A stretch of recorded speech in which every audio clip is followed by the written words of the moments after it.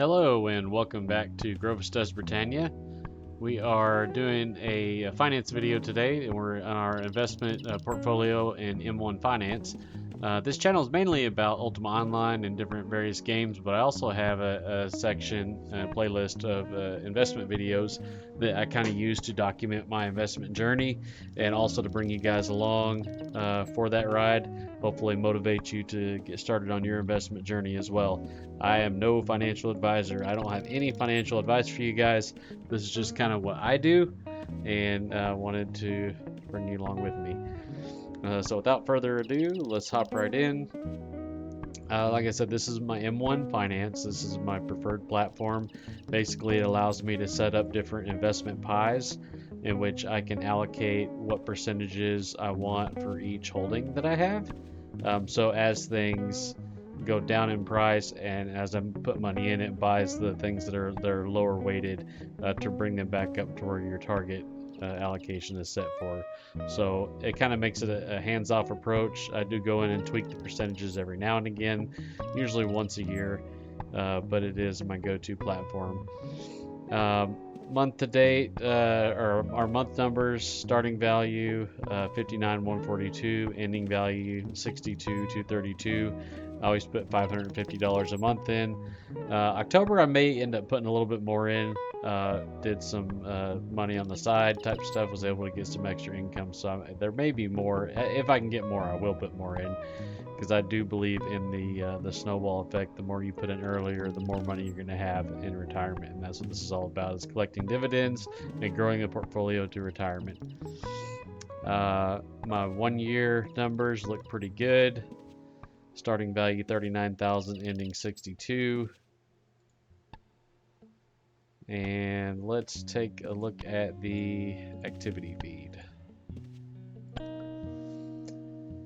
Intel, $1.45 from those guys. Pfizer gave us $5.83. Kroger at $4.91. Granger $1.78. Whopping $12.22 out of Discover. That's one of my favorite holdings.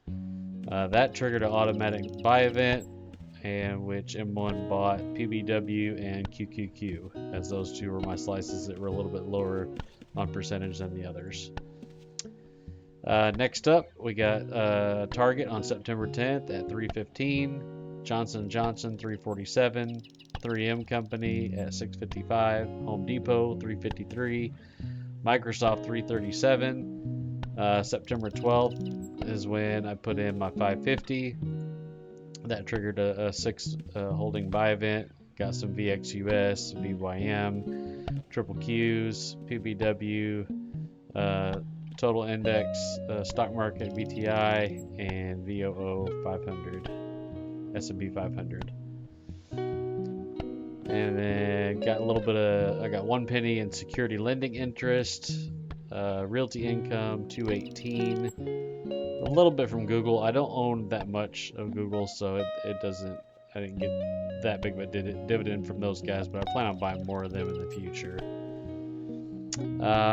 Dividend ADR fee of 9 cents reduction.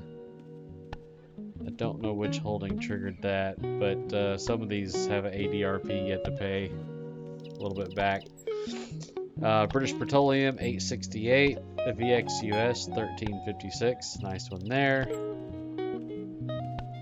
VYM high dividend yield at $31.63. Every 3 months, this one pays a really good dividend. It's one of my favorite holdings as well. Logitech paid $19.91. Looks like they had an adjustment and took $6.97 of that back. But still, overall good dividend from those guys.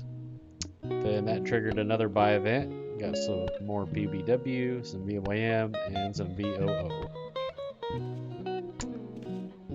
And then after that, September 27th, we got $4.94 from the Kraft Company, Kraft Heinz. SPHD at $12.80.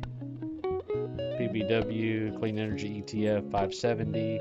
PEY at $8.21. $4.90 YOLO. This is one of the ones I probably want to get rid of.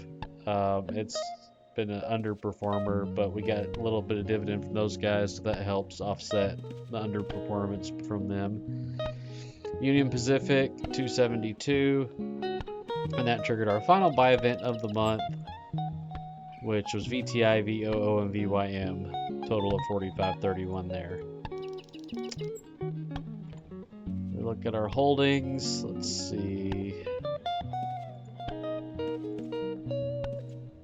Our worst holding is Warner Brothers Discovery, which was actually a spinoff. I didn't actually buy this stock. It was a spinoff from, I think it was AT&T, I want to say. I can't remember. I'd have to look that up and get back to you on that. But that was a spinoff I got for free from holding something else.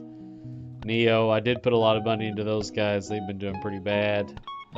Disney struggles, but they'll bounce back. Disney's going to be around forever. And if you look at my top gainers, Nvidia is still king of the crop, up $3,582 on a $500 investment with those guys. So very happy with my Nvidia. AMD is doing well. Granger, MasterCard, all those are very consistent.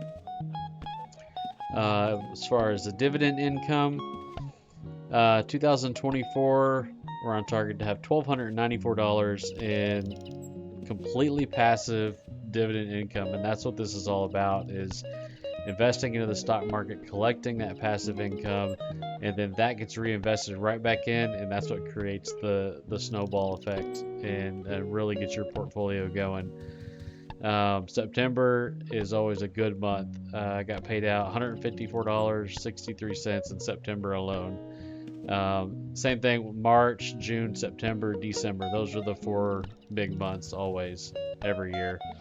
If you compare it to last year, 1,087, and that right there, you can see that's the snowball effect. A couple $100 year over year, and then it'll be even more next year. Let's see if there's a projection for that. Yeah, next 12 months they project 1442.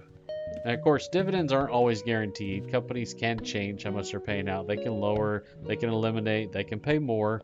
It does fluctuate, but these are just projections based on what it is now.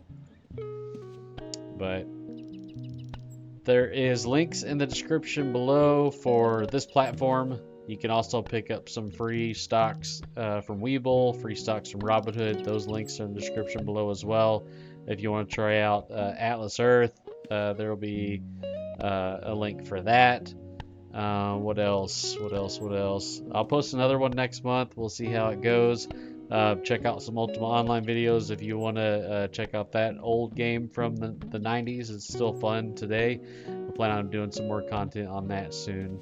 But that's all for today. Appreciate you liking and subscribing and sticking around and supporting these videos. It really means a lot.